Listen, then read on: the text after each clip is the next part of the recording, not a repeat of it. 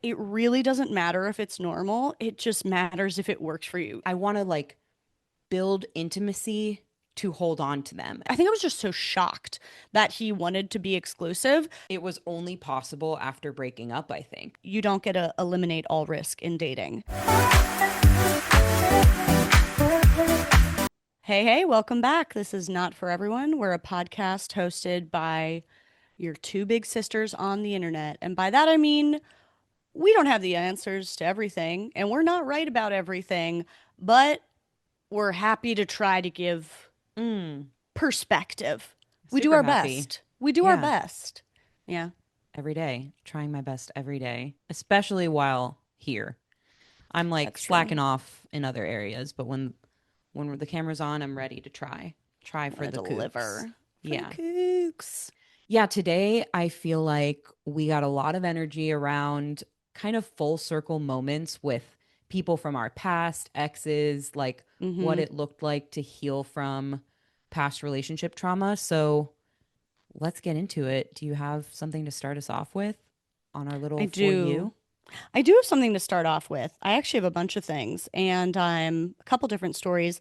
These like full circle X moments that I think just make me feel just like moments of beauty and that just make me feel grateful for going through all the fucking bullshit, Yeah. feeling all the pain, thinking you'll never feel differently, and then eventually being on the other end and being like, wow, I'm so grateful for all of that. I'm so grateful I had it. I'm so grateful it's over. I'm so grateful we're in different places now.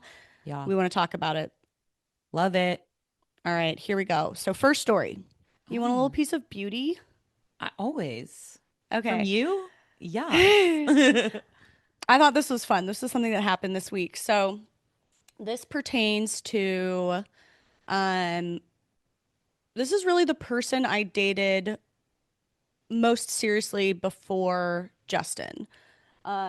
This we're going to return to the legend of Not Steve. If you're an Mm. original listener of the podcast, not his real name. We're just going to call him Not Steve. And he and I dated maybe for like 9 months, and he was honestly like a great guy and a nice person and smart, and he did put in a lot of effort in certain ways and blah blah blah. Like there was nothing offensive about him. Like this man Yeah. did me no wrong. This man did me no wrong, but there was something, obviously there was something that was missing where I didn't feel like he still wasn't as invested as I wanted someone to be. And, I waited it out for a while. This is why it went on for like 9 months, because in some ways he made a lot of effort and it didn't seem like he was trying to fuck me over. He wasn't quite a fuck boy, but I could just tell, like, I don't think you're like that into this thing that I want someone to be really, really into. Yeah. And the way that manifests is I actually like met up with him to end things. We'd been I dating. remember this story was Yeah. so funny to me. You were like, I don't think we ended it. I don't think Is we ended it. Yeah. There were some language. English is not his first language, and there were some like communication issues.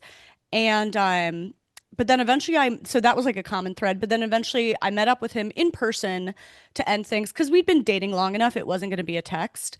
And we weren't exclusive or anything, but we'd been seeing each other for a while.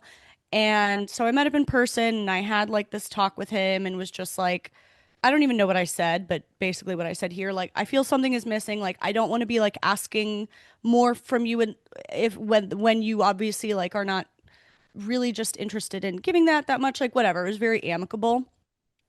But something happened during this conversation where he did not accept, and we walked out of that conversation dating exclusively. Yeah. And I was so confused. Like, it did not go the way. This was not a move. This was not like an ultimatum I was giving him, like, step up or it's done. I was just like, it's done, but like, truly, I wish you the best. And then I came out of it dating him exclusively. It was so funny. I was so confused. I You was sent me a so text and I was confused. like, you were like, so I went into it trying to end it and I was so prepared, but I think we're exclusive I now. think And we're like, that's all exclusive your now. text said. Yeah, I mean that this is like Not Steve. he was just like no no no like you're misunderstanding like I do like you this way blah blah blah blah blah. And I think he was like I was like debating if we should have the conversation about exclusivity, and it was one of those things where it made me second guess everything I had felt, Yeah. and being like, "Oh, maybe I've misinterpreted his intentions." And so I kind of went along with it. But in retrospect, I'm like, You weren't feeling it. I just wasn't it just wasn't enough. Yeah. People can get married and have that level of commitment and they still don't give you enough of them. So I was a little swayed at the time. I think I was just so shocked that he wanted to be exclusive that I was Mm-hmm. like second guessing everything how I felt in the relationship, which I understand. Um, but Because there's two separate things. yeah. There's how you feel, and there's, I guess, how the other person feels is maybe the simplest way to put it, but like you felt like he didn't like you, or like he wasn't giving you the energy you want from somebody who Mm-hmm. likes you a lot. And then when he was like, "No, I do like you a lot," you were like, "Oh." But that doesn't cancel out the fact that he still I wasn't giving you the know. energy you wanted. Yeah. But you thought maybe it would because you're like, "Oh, well, I thought that energy was coming from a place of you not liking me. Now that I know you like me, Yeah. maybe I'm all wrong." But it's like either way, the energy was still what it was, Totally. and it Because you wasn't know what you wanted. what it Yeah. comes down to is like one thing is words. When someone says like, "Oh, I really," people you say like, uh, believe people's actions, not just their words. Words are Yeah. cheap, words are free. You can say whatever the fuck you want. You can say no, I do really care about you, but not treat someone with care. You can also say no, I do really want to be exclusive, and I don't think it was a manipulative thing. I think he Yeah. was like, this is the best thing I've found so far, so we should be. Like, I think he was genuine, but I still had this feeling. It just felt off. And immediately after that, like breakup turned into exclusivity, we went and like got a meal. And I remember it was lunch, it was like the middle of the day. And I remember sitting at lunch being like, this feels so surreal and weird and almost awkward and like we're exclusive what. And I was excited, but it also felt really weird.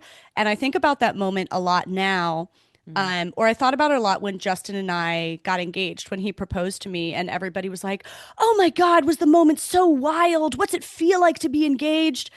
And thinking about that, my feeling was actually like, it just feels the same. It feels like we were already engaged. Like, it Yeah. didn't feel like this crazy step up, as opposed to this moment with Not Steve, where being exclusive felt like this crazy step up that really didn't match where we were. Yeah. And I do think it's funny to compare those two moments because I think that's appropriate with the proposal. And with Justin, it's like it felt natural, it felt correct, it felt like it'd been true for so long. But with Not Steve, it felt like this forced level up, you know? Mm-hmm. Mm-hmm. Anyway, we did that for like maybe another month or two, and I still ended up feeling the same. I still ended up feeling like a little discarded, whatever, and then I ended it for good. And he still didn't seem to understand, but like at that point, I think I just confirmed how I felt, and I really didn't need him to agree with how I felt. I Yeah. didn't need to convince him of why he didn't give me like a sufficient attention. Like I didn't need him to sign off on it. I just felt confident enough then. Yeah. And whatever. But like super nice guy. I've run into him on the street like once or twice since then around DC. Wish him all the best. And I've always just kind of been like, I guess I've always thought of it as like, he's from a country that's like where the men are usually very reserved and it's almost a kind of macho culture. Mm-hmm. And I kind of wondered if that's just how he is in relationships. He's just someone who he's not going to be super vulnerable. He's not going to open himself up. He's not going to want to make himself vulnerable to love. And so that's probably his limitation. That's fine. But I'm glad that, I was able to identify it's not the person for me. And then, I'm so excited. like this month, yeah, this may be a month or so ago. And, he and I last dated, what, maybe like 3 years ago. Yeah. Maybe in the last month or so, I saw on Instagram him like soft, hard launching a girlfriend. I think it was a hard Mm-hmm. launch. And, Is where I thought you were going. it was just so clear how obsessed he is with this girl. Mm. And it was like beautiful to see. It really was. It was so nice to see. And like without having seen them together, without having seen him in forever, you could just tell. Like I could just tell. I was like, "Oh, he really likes this girl." Just the way he was posting like a whole grid of photos he'd taken of her and like all these just really beautiful shots and them on vacation and running marathons together and like it was just so clear. This guy who also like, doesn't post on Instagram and Yeah. certainly never posted a photo of me and blah blah blah blah blah.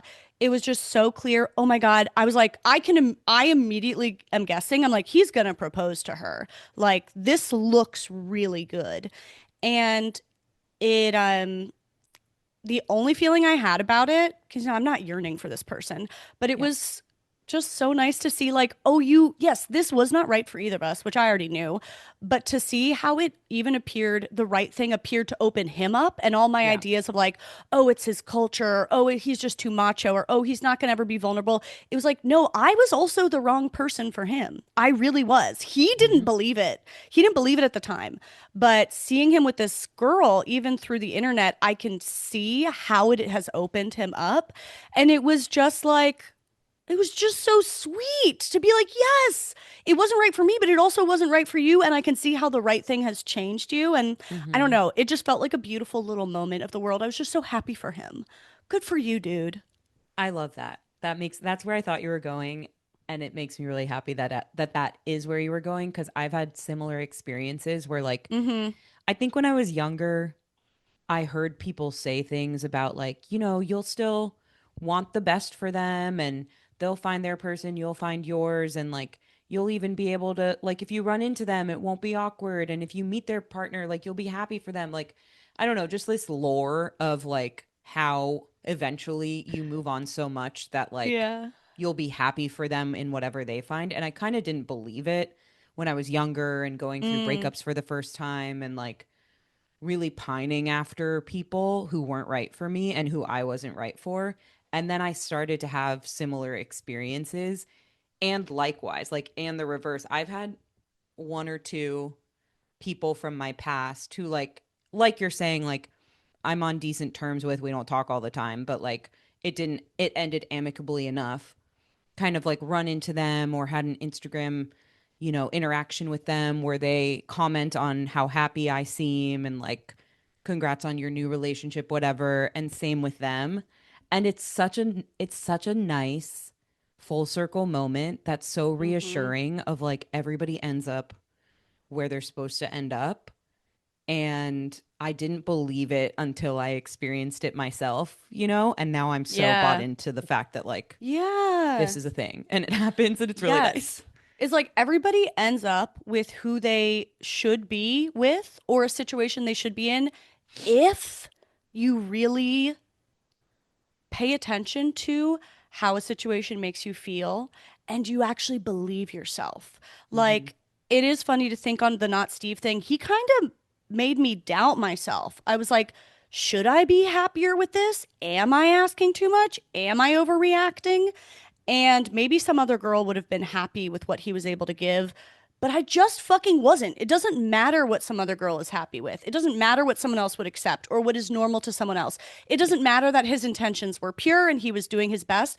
All that matters is like, does it work for you? I Hmm. remember going, that was advice I got from our dear friend, like one of my best friends, Sheila, when I'm in a previous relationship where I was really tortured by the relationship. It was very painful. It was very destructive. But I also couldn't fully paint my ex as a monster. Yeah. Like, he wasn't just a monster. And I think a lot of the ways he hurt me were not like he didn't mean to. And he Hmm. didn't see it that way. And he wasn't trying to destroy me, but the impact was the same and it was destroying me. And I really got hung up on trying on this idea of like, well, what if he's doing his best? But he's doing his best. I can't be mad at him. Like, how much can I really blame him or really be upset if this is all he can give? And I was hung up on that for like years. Yeah. And Sheila at one point was like, it really, and or I was also really hung up on the idea of like, is this normal? Is what he's doing, is this normal? Should I be okay with this because this is a normal thing? And eventually she was just like, it really doesn't matter if it's normal. It just matters if it works for you. If it doesn't nothing else matters. Does it work Yep. for you? Doesn't matter if it's normal. Doesn't matter if everyone else would be okay with it. Yep. And just I think, learning so slowly over time to trust like it doesn't work for me.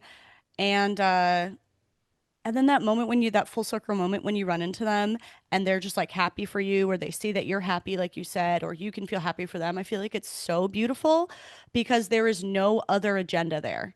They don't Mm-hmm. want something from you anymore. They're not trying to get something ideally from you anymore. They They're don't not have trying to to win say you. anything. They don't have to Yeah. say anything. So it feels like so extra beautiful to just be like, I'm just happy for you. Yeah. I had an adjacent type of thing happen recently. It's not exactly the same, but it reminded me. Yeah. Somebody from years ago who I had really strong feelings for, and we ended up fading apart. This is like 15 years ago. Um, Reached out to me. We haven't really talked. I mean, we've like had little interaction since then, but it was so long ago. Um, and ultimately, above anything else, they were a friend. They were like a really close friend 15 years ago who I had strong feelings for and like wanted more with and was really tortured about it. Anyway, determined at the time that like it wasn't happening and I was just hurting myself waiting for it to happen. And kind of we drifted apart. And yeah, in the years since then, we've kept in touch vaguely, but like it's not somebody I'm close with at all. But I also have no hard feelings because it's been a really long time and both of us are in different places in life and whatever. I got a text from this person a couple weeks ago apologizing for stuff that happened 15 years ago. Whoa. I have not thought about it. I have not harbored negative feelings about it. When I think about this person, I only have fond memories at this point in my life. Like, I really didn't need an apology. Um, but for him, he felt he needed to give one, I think, to forgive himself for some of how things went down back then. And it just kind of reminded me, we ended up having like a really, really nice catch up and like happy for each other moment and proud of you for doing the work moment. And like, I hope you know I've never thought of you as a monster moment and all this type of stuff that we had never said to each other. Like, I had kind of made peace with it myself. I assumed he didn't think about it or had made peace with it himself. But I guess he hadn't.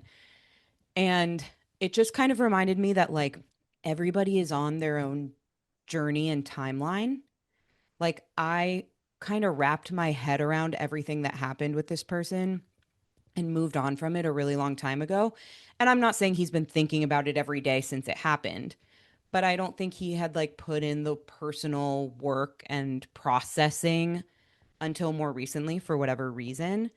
And it was just like a nice reminder, I guess, of like the impact that you have on somebody doesn't necessarily go away. Like, just because it was a really long time ago, there's still these lasting impacts and impressions, whether good or bad. And I don't know. I don't know what I'm trying to say. It was just like a really nice, like, I felt like I was like floating on a cloud while we were talking. And it Yeah. was not a conversation I needed, thought about, expected, was like manifesting. Like, I literally, if this had never happened, I would be fine. But the fact that it did happen was really gratifying, I guess. Yeah. Yeah, it's just these weird reminders of like, oh yeah, at the time that meant everything to me. If Jess 15 years ago got this apology, it would have meant everything to her. And it still meant a lot to me, but like in a very different way, like almost like those were different people. I don't even know who that Yeah. was, like I don't even Yeah. know them anymore, but I know they would have, this moment would have meant a lot to them. Yeah, Mm-hmm. it was very interesting, very touching. Yeah, when you said you were like, it felt like I was almost gonna say like you're on drugs, and then you Mm-hmm. said like I was floating on a cloud. Because that feeling, I feel like what the beautiful feeling is this like weird glimpse of the truth of our interconnectedness. Yes. And sometimes I only really feel that. I mean, you feel it very strongly when you're on like shrooms or acid or something. You just feel how everything's connected and we're all one living organism, the trees and the breezes and the insects Yeah. and like Me last all the week. people. Me in last Yeah. week's episode getting high over Yeah. people putting Yeah. everything here. Everybody put everything here. Last time I got high on, I'll never forget. I really don't do hallucinogens that much, but one time, maybe a year or two ago, I think I took acid and I was like, you guys, I can't believe I never realized that all the different breezes are really just one wind. Like, what? I was like, they're not separate winds. All of the wind is connected. And they were like, oh, you didn't need to be high to think that. Like, never, we're ignoring. No, no one listened to Caroline the rest of the day. And I was like, these winds are connected winds, We're all connected winds, all of but we're us. all We're all one connected. wind. And then every once in a while in sobriety, you have these moments where you get to see like a peek of the interwoven fabric and it's so nice. I had one of the fucking trippiest moments I had like that was also with an ex where this was the long-term relationship ex 6 year relationship. So in the end he broke up with me. Um but a year before that, a year before we broke up, I sat him down and was like, I'm so happy. Or no, I didn't. I said, I'm so unhappy. I can't do this anymore. Like, I'm so unhappy and we are so unhappy and I have nothing left to give. This was a year prior. And I was like, I have to get out of this. I don't think you can give me more. And I am so miserable. And for whatever fucking reason, on this day, we were able to have this kind of conversation we'd never had before. I think we were both Mm, so sad and beaten down that we just sat down and we had a conversation like this and in this tone, and we just talked about like what we each should do when we break up. I was like, you should probably move back to New York and you can do more comedy and there's probably more people who have shared interests there that you could date. And I would probably move back to DC. I would move in with my parents. I would try to get a coding job there, blah, blah, blah, blah, blah. And it was this rare moment where we were able to advocate for the other person and say like what would serve them best without taking it personally. So hmm if on any other fucking day of this 6 year relationship, he talked about how he really should move to New York and he really should move away and he should really like find this kind of person, of course I would take it all so personally. And if there were a lot of jealousy issues on his end. If I had ever said, I need to do this for me, it would have been so upsetting to him. But then there was this weird fucking glitch in the fabric of our life where we were able to sit and just say, this is what would serve you really well. And we didn't take anything personally. And we just like affirmed each other and just like talked through our plan. hmm And then of course we felt so bonded and close after that. I still wanted to break up, but we like didn't talk about it for a couple more days and I brought it up to him and I was like, we need to finish that conversation about us moving out and breaking up. And by then he was like, "Oh, I thought we just were going to skid past it." He was like, "I just thought we were never going to talk about that again. Like we felt so Classic. good after that." And I don't know why I was just like, "Oh, okay, I'm still pretty unhappy." But then we just Stayed dated for for another year. just stayed for another year and then a year later that's exactly what we did. Yep. The exact plan we talked about was exactly what happened. I moved home, I moved in with my parents, I got a coding job there, blah blah blah blah blah. And I think about that moment all the time because we weren't people who like often had we just like couldn't fucking I don't know. It obviously didn't work. Have a healthy We we conversation. could not have healthy conflict or healthy discourse or this shit. It was so hard.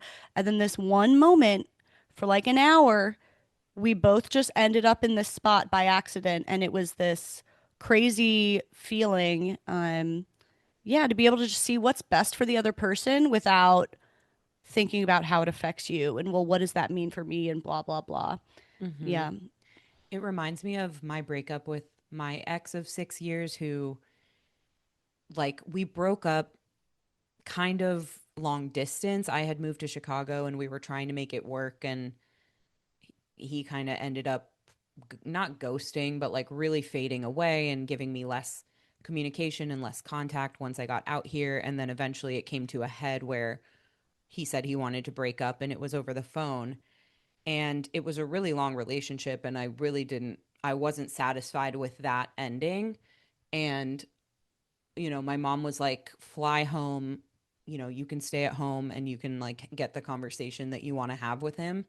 So I did that and I went there and we talked in person. And at this point, it was decided that we're breaking up. And it was more like, can we just talk about what just happened over the last few months? Like, I just need Yeah. Wow. answers, I guess. And it Yeah. was the first time, probably in that relationship too, that we could have a healthy dialogue about like what we were each feeling and what was really happening and the reasons for it and what would be better for each of us.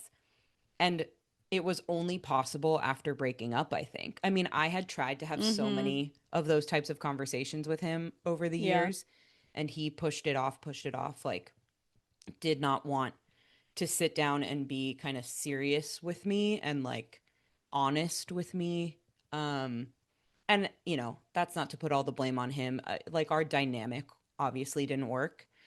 And I think about that moment a lot of like, wow, the most honest Mm-hmm. conversation I had with this person who I spent half of my 20s with was when we broke up, that we could Yeah. really like look each other in the eye and say what's been going on. And I left it feeling, I mean, I was very sad, but I felt kind of like this resolve of like, okay, like, although part of it too, I remember feeling, which complicated it, was like, I finally saw him show up in this way. And I was like, he does have it in him. Like, fuck. Like, we just broke up and now he's able to sit down and have a conversation like that with me. He does have it in him. Like, almost the delusional hope that you get after a breakup where you're like, well, Yeah. maybe actually it could be different now that we've done all that talking. So it was both. It was like resolve about the decision that had been made and I got my answers and I can move forward. And also in the weaker moments in the next Yeah. couple of months, thinking about it and being like, now he's like this healed, healthy person who can communicate all of a sudden, and I don't get to be with that version of him. But I doubt that that's how that panned out. That was just that It's one not. hour glitch in the matrix It's that we were not. talking about. I mean, I basically went and lived the alternate reality of you guys. You guys had that conversation and then you stepped away. He and I had that conversation and then stayed in it. And I can Yeah. tell you, like, I think Mm, we all are. I think the way I think about it now is like, I think we all are capable of having that conversation. It's not like some people never could. I think that's probably pretty rare, but it is so different to be able to do something in a bubble as opposed to being able to do it day in and day out with vulnerability, with stakes, with your heart thrown in there, um, and routinely show up that way. Like they are mm-hmm. totally different things. It's kind of like, I don't know, anybody can be funny alone in their friend group. Like we all have a great sense of humor somewhere in us. Not everybody can go up stage and be a comedian. It's like Yeah. they look like the same thing, but they're actually completely different to put into practice. And that is, I completely understand that moment of like it fucking with you because obviously it Yeah. did with me several times with several people. But I kind of want to say this is my belief for anyone who's out there and like it's fucking with them with their ex now, like, oh, but they could. Yep. That's the potential thinking. That's the potential thinking. And like, no, you weren't dating someone who had no capacity for honesty or no capacity for reflection. But that's not really what you're looking for. You're looking for capacity for honesty and reflection while you're in the fucking war of it all, while you're in Yeah. the battle of hearts and vulnerability and conflicting needs. Like they're two very different things. So I firmly, I think that's potential dreaming. You know what I mean? Yes, it totally is. We got a DM actually that's very relevant here. Support for Not For Everyone comes from BetterHelp.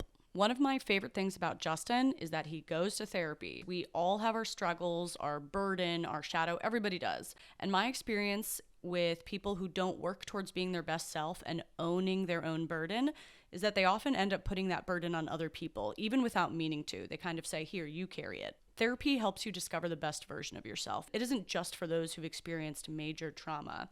It can be to learn positive coping skills, how to set boundaries. And BetterHelp is an online therapy platform that removes a lot of the obstacles that keep people from ever getting the help they want. It's easy to get connected with a therapist. You can switch therapists at any time. You can schedule therapy whenever is convenient for you. Talk it out with BetterHelp. Our listeners get 10% off their first month at betterhelp.com/notforeveryone, all spelled out. That's BetterHelp, HELP.com/notforeveryone. I'm proud to say that I started therapy when I was in college, and it has changed my life. Support for Not For Everyone comes from Skims. I have had back pain all my life from scoliosis. I had a 54-degree curve in my back. Now picture that, your spine bent at a 54-degree angle. That was my back. From the age of 7, I wore a back brace 18 hours a day for 10 years. And my spine is pretty straight now, but I have tons of back pain. I could never wear bras. That's why I'm delighted to talk about Skims, because they are the only bras I'll wear. One of my favorites is the Fits Everybody t-shirt bra. I feel like it lets me feel and look like a woman. It gives support, but it's the ultimate comfort. I literally wore that bra while I was packing and moving my whole home. That's how comfortable it is. The placement of the straps distributes weight so much better on my back. The material of the bands are thicker, so it's better support. It has good lift. It's just the one I swear by, the Fits Everybody t-shirt bra. If you want to experience a new kind of a relationship with your bra, shop the Skims Best Intimates, including the Fits Everybody collection and more at skims.com and Skims stores. And if you want to support our show, you can let them know that we sent you. After checkout, just select Not For Everyone in the survey that follows. We really appreciate it. Ooh, read Because we're it. talking about these long-term relationships and specifically with Yeah. yours, how you broke Yeah. up a few times. Okay. So this person wrote in, I was just listening to an older episode, and in passing, Caroline mentioned she had a boyfriend who was constantly breaking up with her. I recently got out of a 3-year relationship where he was doing the same, the first time being about 2 months into meeting each other. The next day, I thought we were over and was preparing myself to get over him, but he called me and acted like everything was fine. This went on for 3 years, and it gave me tremendous anxiety on levels I've never experienced. I'm wondering if you'd be willing to speak more on this. I found that I struggle with feeling secure. I already did a little when I entered this relationship, and his breakup addiction made it about 1,000 times worse. Honestly, the thought of even getting into another relationship scares me sometimes because I'll never have so much anxiety. Oh, because I know I'll have so much anxiety every step of the way. I feel like I'll always have fear about someone leaving or dragging me through this kind of roller coaster, and that fear will potentially ruin good things. My family tells me the right man will be patient with me, but I'm not sure even I would want to stick around and deal with such fear and insecurity. I'd like to know if you have any tips for recovering from the off again, on again anxiety and trauma. Do you feel it in your current relationship, even with a man who has been patient, or have you really been able to heal from it? Oh my fucking God. It's like she just read my biography. Yeah, Oh my that's why I saved God. this one. Wow. I don't even know where to start. Right. Short answer, yes, it's trauma. Yes, it is really bad for you. It is really damaging. Yes, you will probably have a lot to heal through, especially when you date someone new. Yeah. And yes, it is possible to heal through it. That's the short answer. Um, I I mean, I think a very appropriate analogy is like, say you have a parent, maybe a dad, who is like, when they're home with you, they're like a really great dad and they play games and they come to the soccer games and they do this and this, but they also peace out and decide they don't want to have a family anymore, like once a year.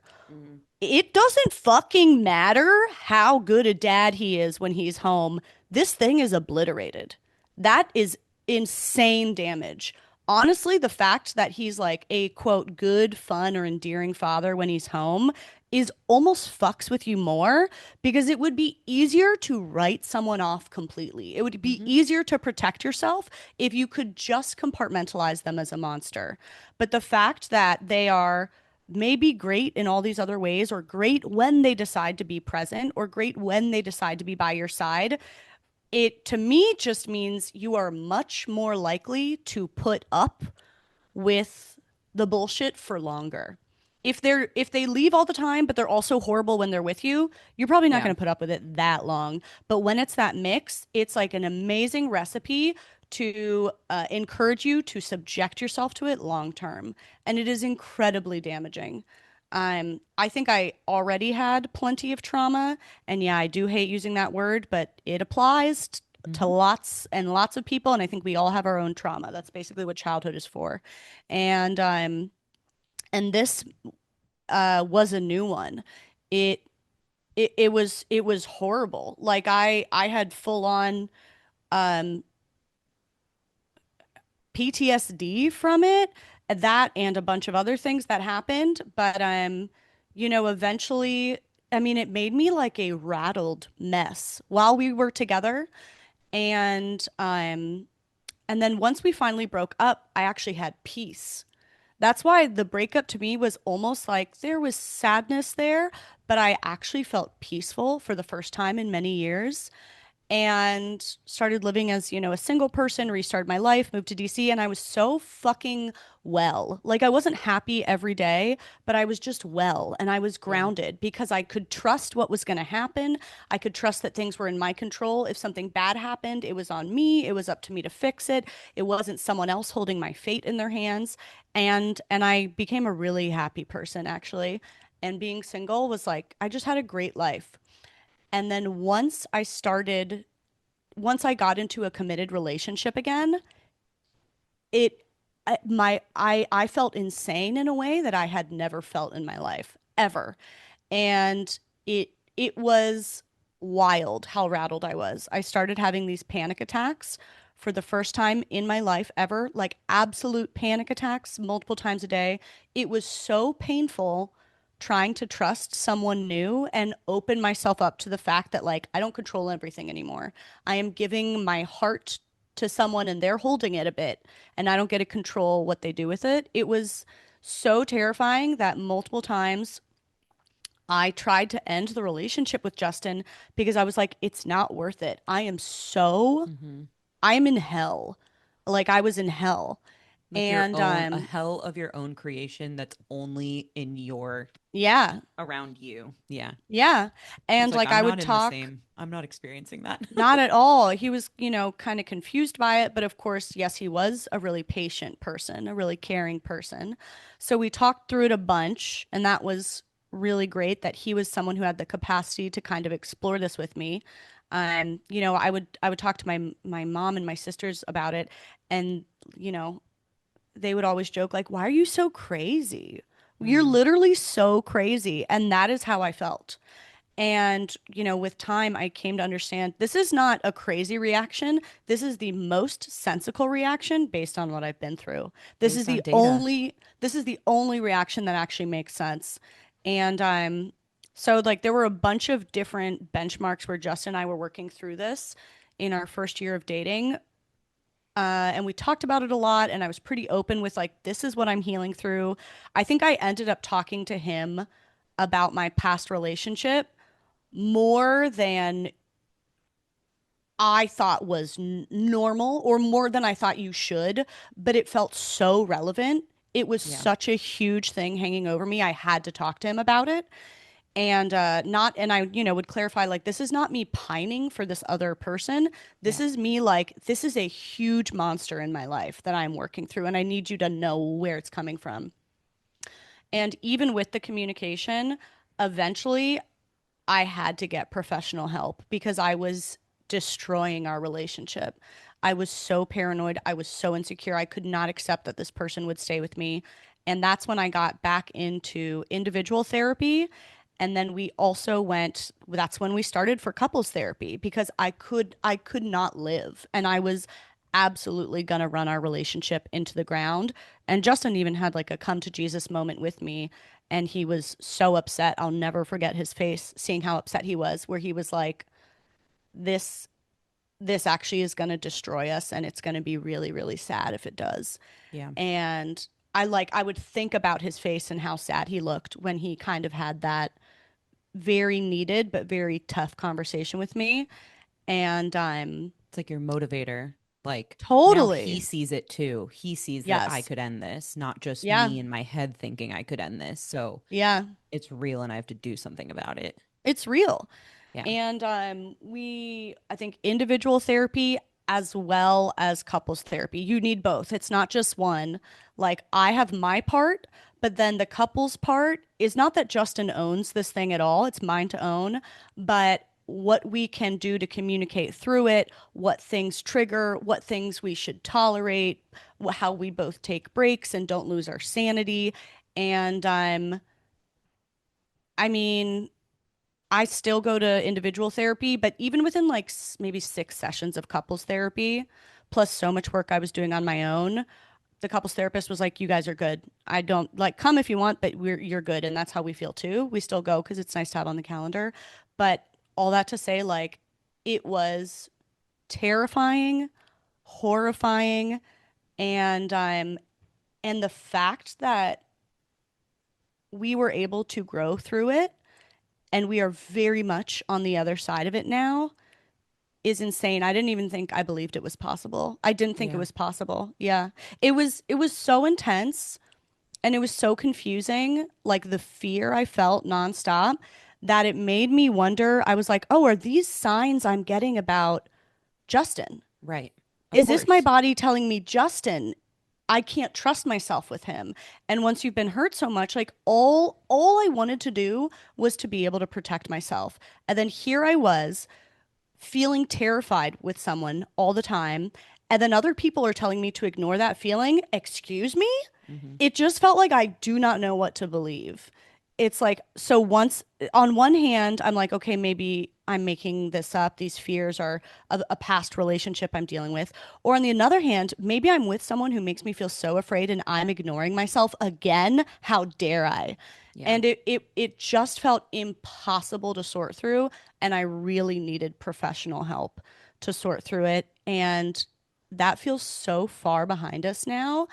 It's like a miracle. It really is possible to grow through, but I think you really have to own it, take it very seriously, find the person like Justin all at once was able to, he had the capacity and the space and the energy to be with me through a lot of it.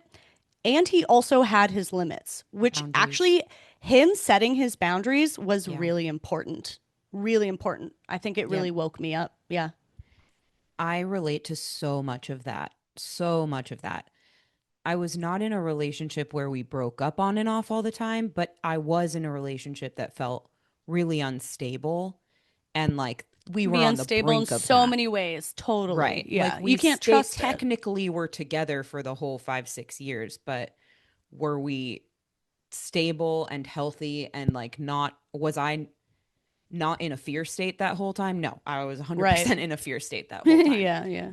And I relate to, once it was clear this is done, we're not looking back.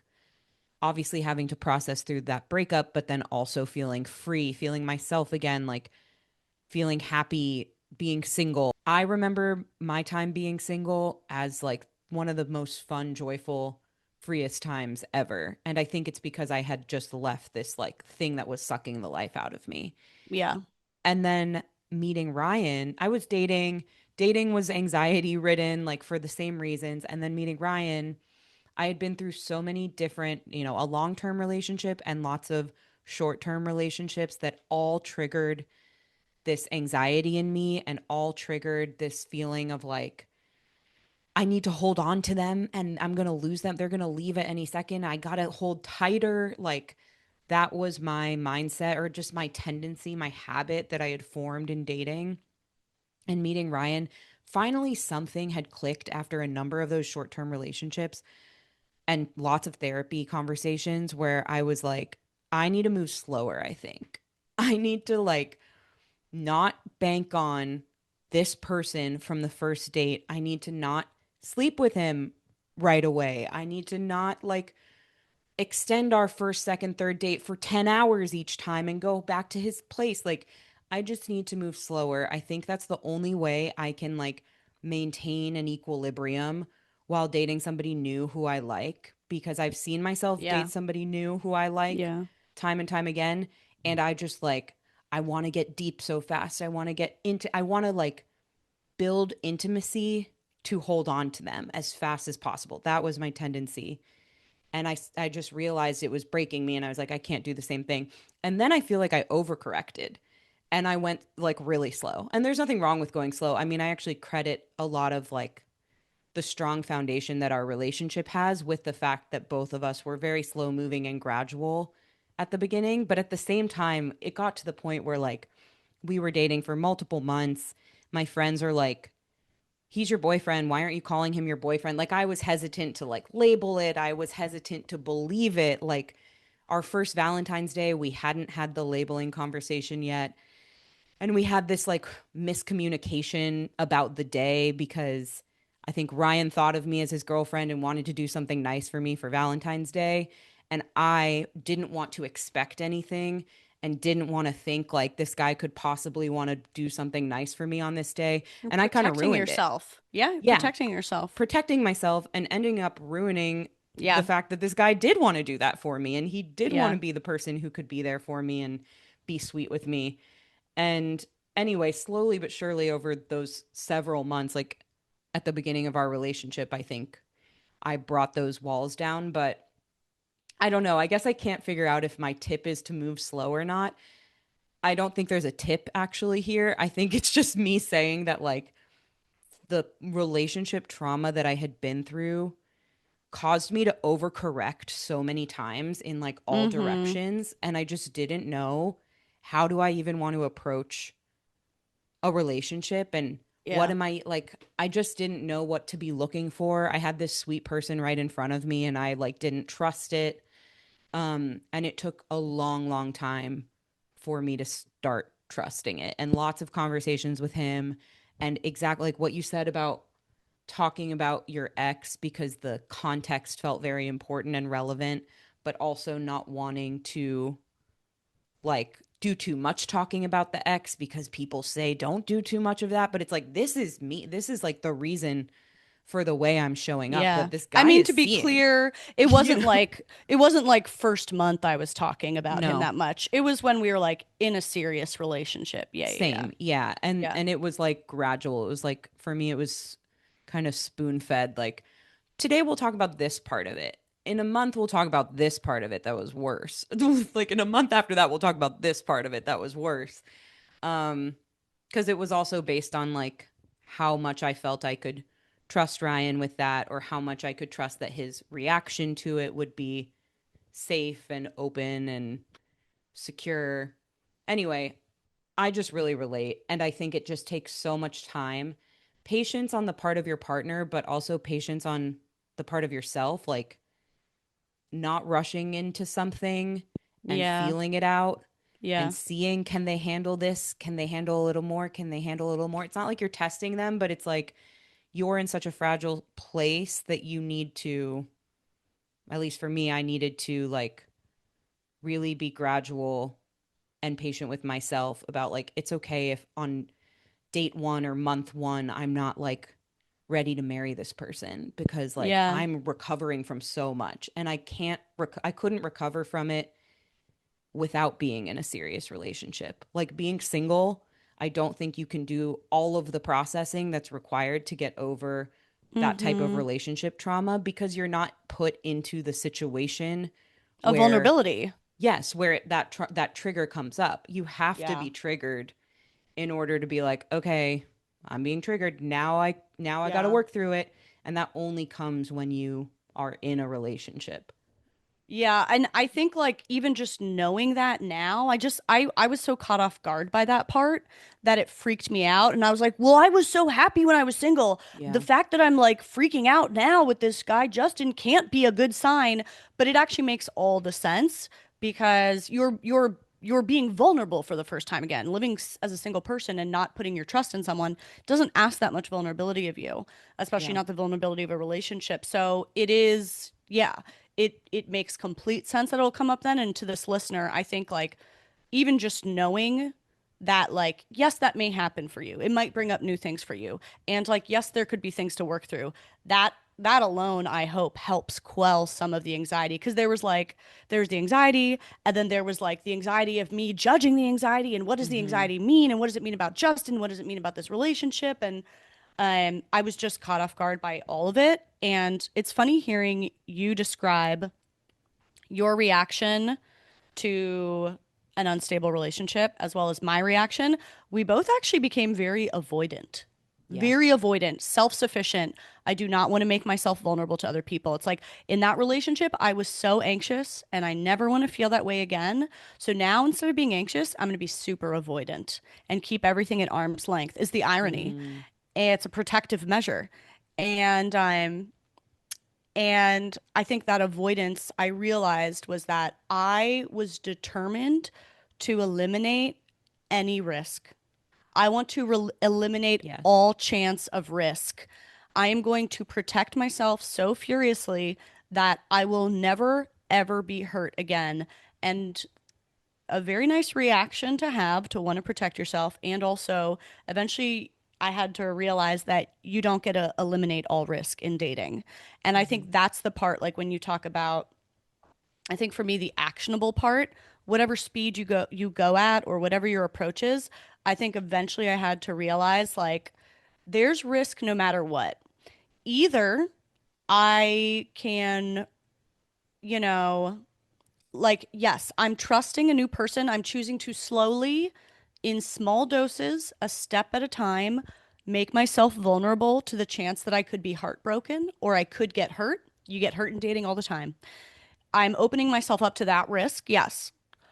Or I'm subjecting myself to the risk that I will never let any good man treat me well because I'm never going to fucking let him in. Yeah. And that was the risk I eventually identified, was like, I don't want, like, this thing with Justin may end. He may not end up being the one.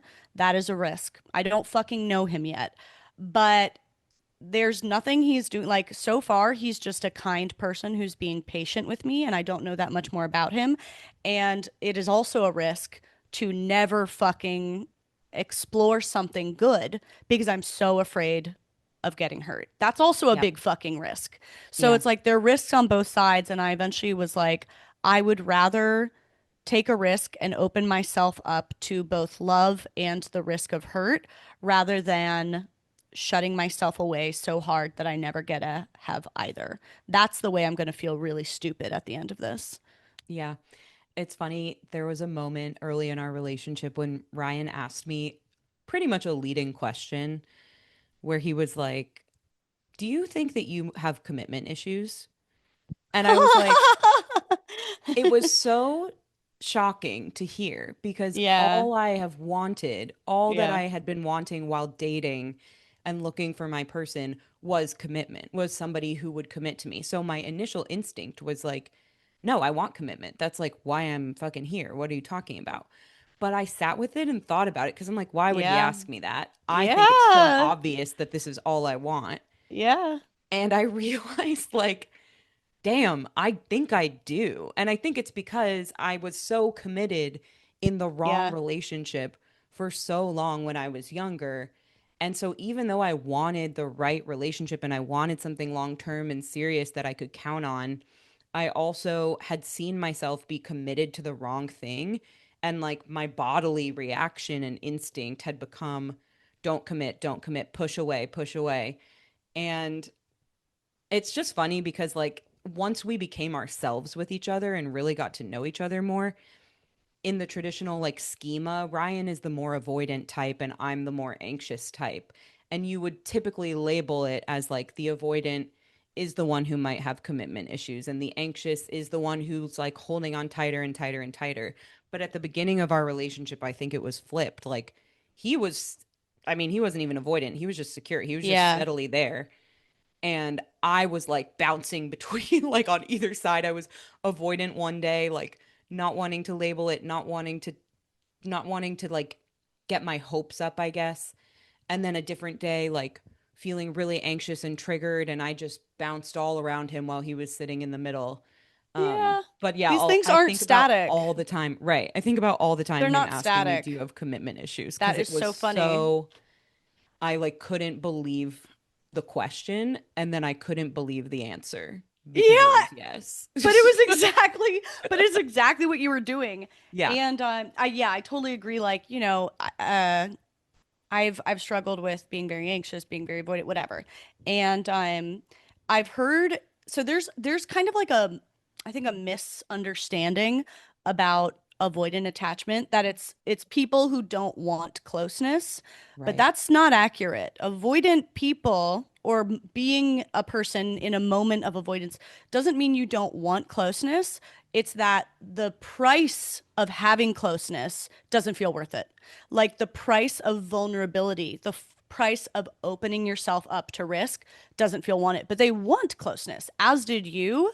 Hmm. But the price just seemed unbearable to you. Same for me. That's when I would literally say to Justin, like, I don't even know if it's worth it to me. And that was a crazy moment because that is something my ex used to say to me, and I didn't fucking understand it. Wow. He was like, "Yeah, of course I love you, but like, it's just not worth it." And he was avoidant. He, had had his own unstable history that made it so it was not worth trusting people. It was not worth opening up to people in that way. And he would literally say that to me all the time. It's just not worth the pain. And I like didn't fucking understand what the fuck are you saying? And then years later, here I was saying and feeling that myself. And then that became a full circle moment where I realized, of course, this is how the universe works. I had found myself embodying the position of my ex. Yeah. I had Wow. found myself in so much pain and so much fear of being hurt that I wanted to just bail on this good thing I had in front of me. And then the beautiful healing part was that in seeing it through, in being determined to work on it and having a partner who would work on it with me, I was able to show that, like, there's a different way to work through this fear than my ex did it. Than what he did. He never sought help. He never owned what he was struggling with. He didn't openly communicate, didn't dig deep on the things. It was just like, I'm just going to avoid. I'm just going to avoid. I'm just going to bail. And it actually ended up being this hugely healing process, of course, to be able to have a healthier relationship with Justin, but also it gave me such a different kind of compassion for Yeah. the me that went through that old relationship, because when I was dating my ex, I still spent all this time just empathizing for him. I was like, "Oh, this is really hard for you. I believe that this must be really painful for you. I believe that you're really tortured. Otherwise, why would you do these things? You must be in so much pain." And this is how things must be. They have to be for you. This is all you can give. And then years later, I found myself embodying that position and discovered that there is another way to do things.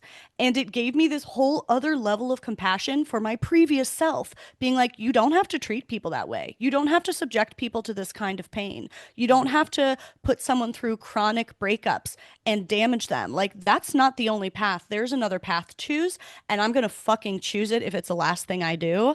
And then it got me somewhere great. Yeah. And so even just that process was like healing for previous Caroline, kind of. Yeah. I've felt the same way before. It's so interesting.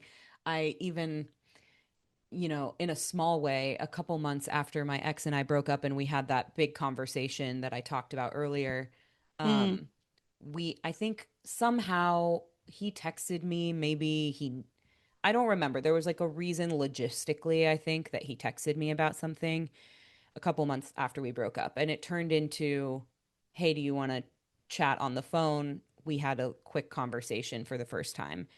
And I remember telling him, I was so immersed at that time in like establishing my life in Chicago, figuring out what I like to do as a single person, making new friends. I was so busy and like fulfilled, but tired and still emotionally processing. But I was just like, I don't know, life was full. And one of the problems towards the end of our relationship, or really our whole relationship, was I didn't feel he had time for me or made time for me. And some of it was work, some of it was prioritizing friends over me when he wasn't working. Um, it was a mix of things. But I remember telling him on this phone call, like, oh, I've been thinking about you because I'm now feeling so busy with work and friends and like all these things. And I kind of understand where you were coming from with like not having space for me or something. Like I feel like I have space for nothing but myself right now. And Yeah. he kind of like chuckled, like, I don't know, it was a weird thing to say, and I still think about saying it because I think I was giving him too much credit. Still should have made time for me in our relationship. But at the time I remember feeling this like in the processing of my breakup, like this weird compassion for this person, and even the thing that was Mm-hmm. problematic for me in our relationship, because I was starting to prioritize myself again. And he had always been prioritizing himself. And I was like, oh, okay, this actually feels good. I get it. So basically, it's really Yeah. those moments of full circle, like embodying what the other person was doing, whether good or bad, or just something different from you, are so these are the high moments. These are the moments of like, whoa, Yeah. I'm in something else right now. My Face on my face on your face. face. Oh my Face on God, my Jinx! face. I can't believe you Oh remembered. my God, face on my face, and we said it at the same time, face We on my said it at the same face. time. Our Face on faces my, are on we each said it at the same other. time. Whoa. Our I faces. can't breathe. Should I let me should I say anything more? Should I explain this to new listeners, or it doesn't matter? It doesn't matter. They don't I need don't to think it know. matters. I don't think it Okay. matters. I don't think it I matters don't think it either. matters. Okay, tell me something Jinx. silly. First of all, I just would like to highlight that this was the little ditty, the ditty about like an ex date Yes, it was. finding love was just our opening intro ditty I was going to share, and here we are a whole Turned into the episode whole later. episode. Let me find But we something do, dumb. yeah, Let we me need find something something dumb. stupid. We need something stupid to throw in there. Mm. Face on my face. Face on my Face on face. my face. Face on my face. Okay. Okay. We got a message. Oh, hold on. I hit the mic. Let me start over. We got a message from a kook, from a listener who just made me feel so seen. She wrote, "Where did all the frozen yogurt places go, and why does nobody care?" with like 10 exclamation and question marks. Listen, I care. Her name was Kelly. Kelly, I care. And today we're talking about it. I love frozen yogurt. Sometimes I just get like, I'm sitting on the couch at 8 p.m. It's usually 8 p.m., which is tough because frozen yogurt places close at like 9, latest. And I'm like, oh, I really want frozen yogurt. And then there's nowhere nearby. And they used to be everywhere. And I It's so love it. true. Yeah. Right? It was really a trend. It was a It was a big trend. like You 2010s know what they fucking trend. are opening now? You know what I think took its place? The like vegan Um, ice cream. no, smoke shops. I'm not kidding. Because Oh, I feel like the trend was with the business owners. Like this is an easy business to open. It's got mass appeal. It's not that complicated with ingredients and ordering. It's not the complications of a bar or a restaurant or this or that. It's just like right. an easy, anyone can kind of open a frozen yogurt shop and there's going to be people in the neighborhood who will like it and blah, blah, blah. And I don't know what happened. I don't know what happened to them all, but I feel like now people just open smoke shops. Like marijuana, like selling weed and Yeah, stuff like that. Yeah, yeah, yeah. yeah, yeah, or whatever they're called. What are they called? Like vape shops? Dispensaries, Yeah. any of those, because vape shops are different. Yes, but I know what you mean. You know what I feel like happened to that's frozen what the yogurt places? young entrepreneur. I was Entrepreneurial gonna say minded, enterprising. What is the fucking word? entrepreneur, Enterprising. enterprising. Oh, yeah, Whoa, the young enterprising folk are doing now. sure. I think what Uh, happened, to be honest, is COVID, because frozen yogurt places, you're like scooping up all the toppings from the interesting. same like pen, Interesting. whatever you call that, pen of stuff. Um, and I think that might have been the kicker. So they're really hard to find now, and I love them. Oh my God, I just Googled where did all the froyo go? And there's an article on Refinery 29. It says, Forgot where did about all the them. froyo go? Very serious investigation. I wonder if they have. Okay, first we have to read 4 paragraphs about how they love froyo. Yes, we fucking know. Okay, so basically there were too many froyos and there's too much competition. This one owner says, I remember when I was in high school in the early 80s, froyo was a big thing. and then it died down and it was all these ice cream spots. Every 10 years it pops up and it's a trend again and then it dies down. That's so funny. International. Oh, the International Frozen Yogurt Association, interesting, reported that 7 new Froyo stores opened in the US in January 2022. Sadly, 4 older stores 7? closed at that time, only 7, and 4 closed. Wow.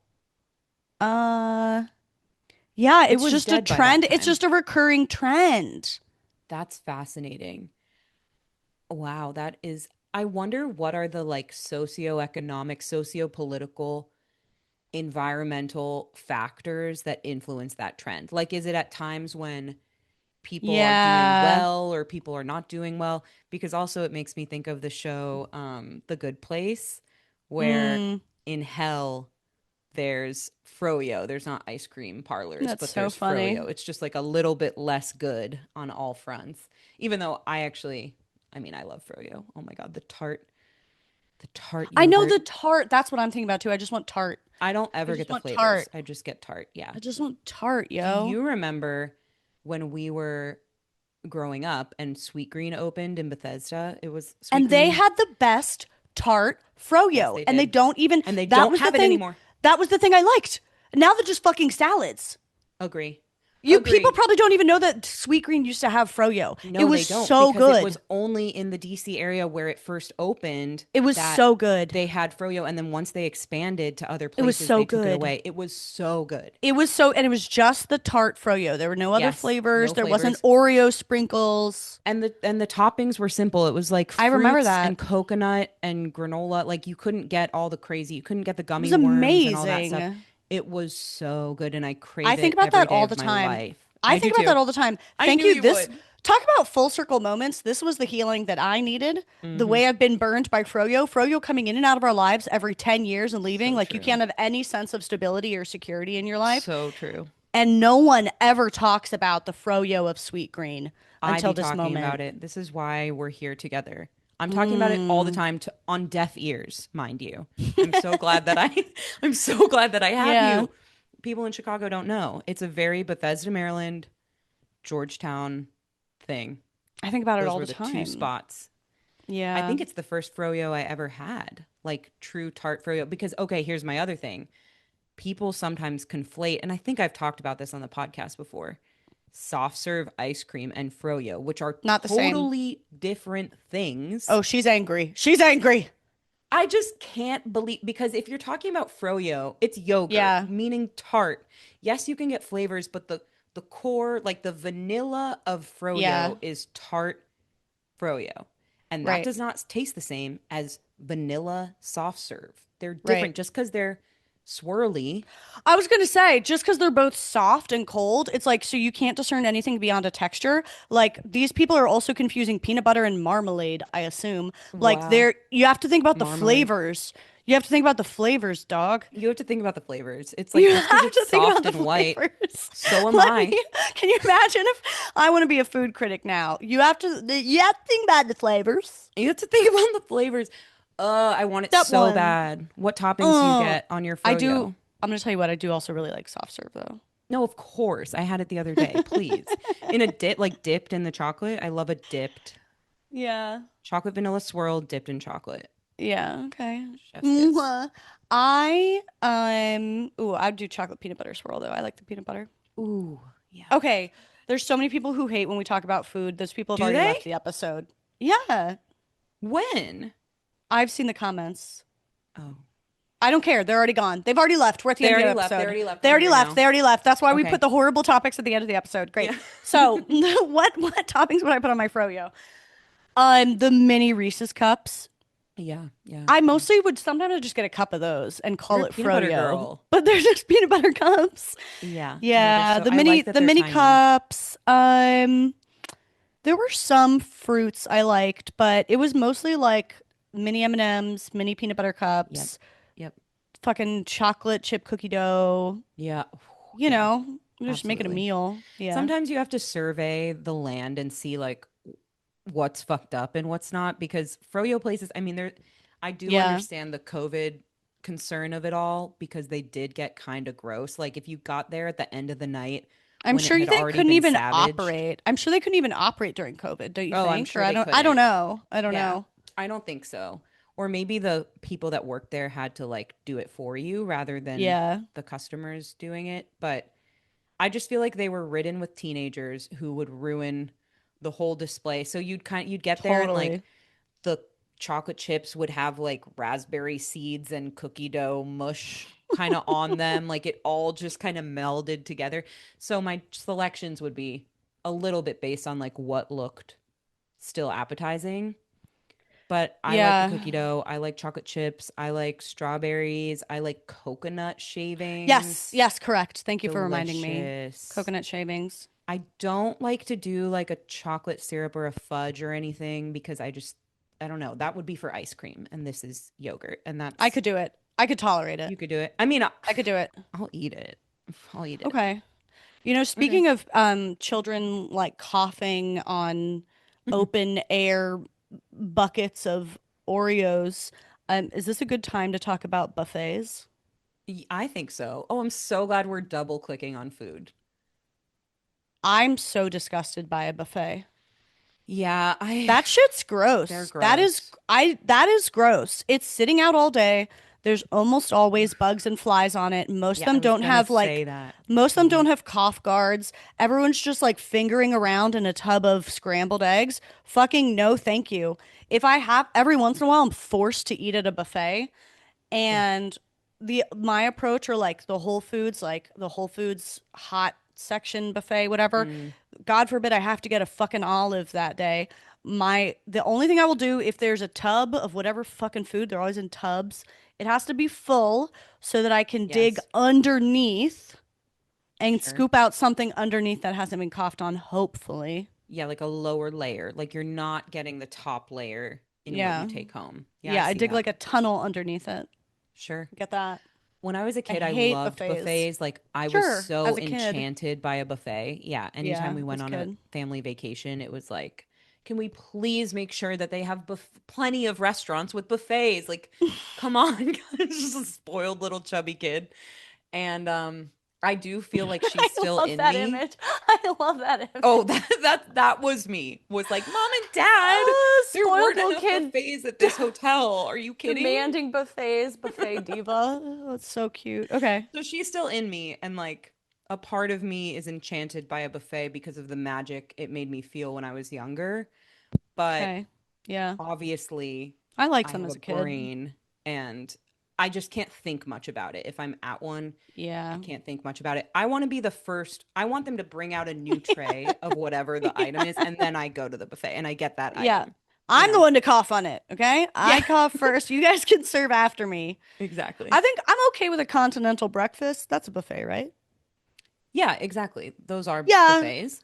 Or like Some sometimes reason. really fancy restaurant or fancy like hotels will have like a fancy feeling buffet. And as long as it's not outside, I think if they put the food outside, the flies and It's stuff are flies. attracted. I've seen If it's flies inside.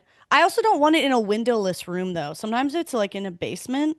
oh yeah, I don't like And that. I don't like that. I want there to be an appropriate amount of natural light streaming in. It's a But not fresh, hot, too much that it's not like too much over light. it's like creating a fungus on the food or something. I've never seen such a thing, Jessica. I just believe that could probably happen with the Okay, right okay. angle of direct sunlight onto a Yeah. tray of mac and cheese, like that cheese sitting in the sun. I don't know. I It's don't the know. scrambled eggs for me, the fucking wet eggs in a tub. Are you fucking kidding me? But you know what you have to do? You have to go to the omelet station and get them to make you Which is not a fresh buffet. That's just a eggs, personal chef. Yeah, it's not a of buffet. course. But they It's usually usually have at the it buffet. at the buffet, right? Totally, But then the totally. line is long. So now we've just gone to a self-serve version of a restaurant, okay? I just stand up to do this. Why couldn't I do this from my table? So are you perturbed by like a Chipotle style situation? Yesterday we got kava, which freaking love. Like the Yeah, assembly line food, fast casual food places. Does that I'll do it. No, I'll do it. And I think it offends me less because they're wearing gloves and the and they're guards serving and it? blah blah. Blah. Yeah. It still grosses me out a teeny bit, but it's not as bad as this like herd of old hags who's all like sneezing on the same egg. Oh yeah, 100%. Yeah, Yeah. agree. Okay. All right. That's it. That was good to get off my chest. I think that's it. Yeah, we got a lot off our chest today. I feel really Yeah, free. I'm gonna go frolic, and I hope you do too. Thanks for right. coming, listening Skip to that another chest around. episode. Not for everyone. Follow us on Instagram at not the number four everyone pod and send us stuff. Send us your thoughts and your feelings and your topics. And specifically, in a couple weeks, we have another Hot Not Bothered summer episode, our dating series that we're doing every last week of every month this summer. Yeah, so at And the end of June, we'll have our the next installment of our dating yeah, series. so send us your specifically like dating app, texting mishap, like modern communication of modern dating. We want the mishaps, the weird things, what does it mean if they watched my Instagram story or didn't watch my Instagram story or sent me this or What does it mean? I don't know. You'll have Call to the listen to that police. episode. But send us those Okay. types of what to do specifically with receipts, screenshots. We want it all. Thank you. Bye.